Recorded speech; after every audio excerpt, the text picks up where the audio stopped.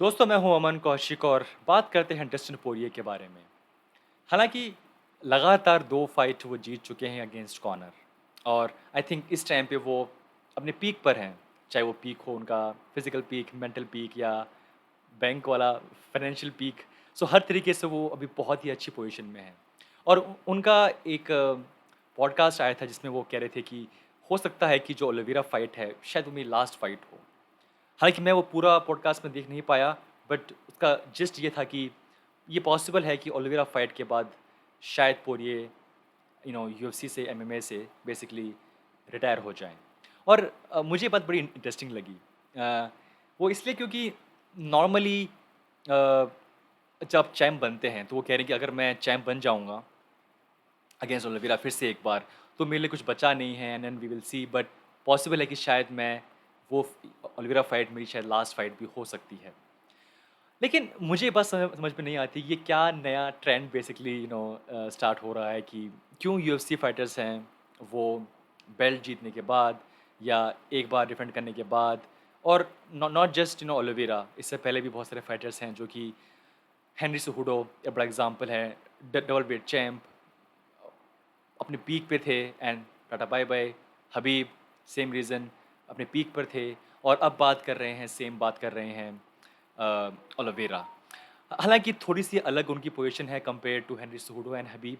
अभी उनके पास बेल्ट नहीं है, बट उनका ये कहना कि हे अगर मैं फिर से चैंप बन जाता हूँ, this time proper champ, not interim champ, तो शायद मेरे लिए कुछ ख़ास बचा नहीं होगा। बट मैं ऐसा नहीं मानता। जिस जिस तरीके से चीज़ें आगे बढ़ रही हैं यूएफसी में पिछले कुछ महीनों में, उनके पास इतने सारे ऑप्शंस हैं, शायद उनके पास 6 महीने पहले नहीं थे। अगर सिर्फ़ हम भूल भी जाएँ कि वो फाइट करते हैं इस डिवीज़न में, उनके पास हमेशा चांस रहेगा टू मूव वेल्टरवेट डिवीज़न। ध्यान रहे हमने कई बार बात की है कि पोरिये बहुत छोटे लाइटवेट फाइटर नहीं हैं। जिस तरीके से वो वेट वो कट करते हैं, it's a big weight cut, और वो चाहे तो he can move to welterweight. और अब तो उनके पास एक बहुत ही अच्छी फाइट है जो कि शायद फैन्स के अगर देखें एंगल से तो बहुत ही इंटरेस्टिंग है, अगेंस्ट केओस कोबी कविंगटन। सो वो ऑप्शन उनके पास हमेशा ओपन रहेगा कि हे, अगर मेरे पास यहाँ पे कुछ नहीं है, मूव कर सकता हूँ मैं वेल्टरवेट डिवीज़न में, और मेरे पास बहुत सारे ऑप्शंस हैं, बहुत सारे ऑप्शंस हैं, और उनसे ऑब्वियसली जो टॉप है वो है वेल्टरवेट फाइट अगेंस्ट कोबी कविंगटन।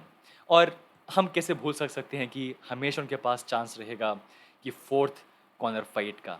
मानो या ना मानो, हाँ, अच्छा लगे या ना लगे, फिर से लड़ना अगेंस्ट कॉर्नर, ये बहुत अच्छा होगा यूएफसी के लिए, ये बहुत अच्छा होगा even for Dustin पोरिये।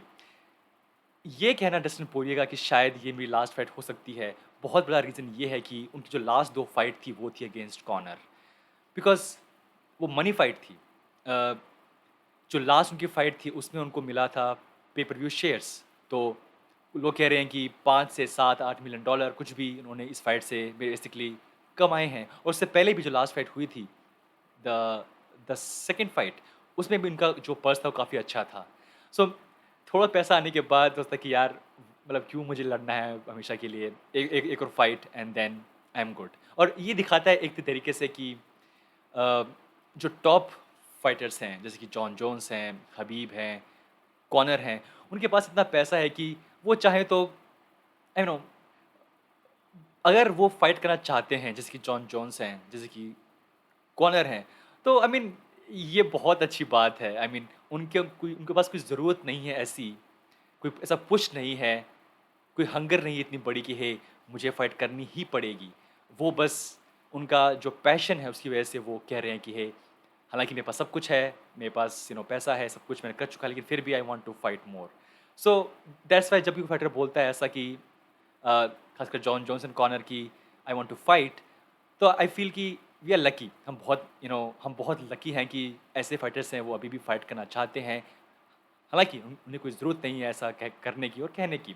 So Oliveira के आई आई थिंक कि मैं सिर्फ़ सोच सकता हूँ कि 2 लगातार फाइट करना अगेंस्ट कॉर्नर, उनके पास इतना पैसा आ गया होगा कि हे, आई मीन इट्स ओके, एक फाइट और मेरे पास काफ़ी पैसा है।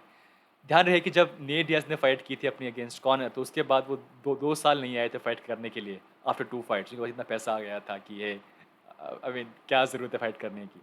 सो या आई मीन फाइनेंशियली ये बात मेक सेंस कि उनके पास ऑब्वियसली अब अच्छा खासा पैसा आ गया होगा। But in terms of competition, yes दोस्तों, अभी भी बहुत सारी फाइट्स हैं जो कि बाकी हैं।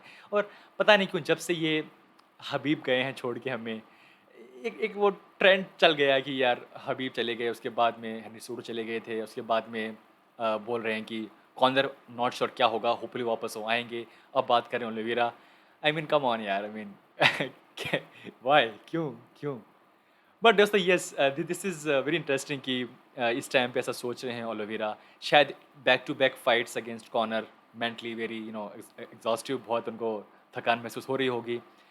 बट आई फील कि उनके पास बहुत सारे ऑप्शंस हैं। और अगर डिना वाइट डेफिनेटली वो ऐसा शायद नहीं होने देंगे कि इतनी जल्दी चैम्प बनने के बाद फिर से चले जाएँ। फिर से मतलब बेसिकली जस्ट लाइक हेनरी सुहुडो, फिर से एक और चैम्प उनका है, वो बोले ओके टाटा बाय बाय। तो दोस्तों व्हाट डू यू थिंक, क्या लगता है आपको कि क्या क्या होना चाहिए और क्या करेंगे डस्टिन पोरिये? मुझे बताइएगा कमेंट्स के अंदर।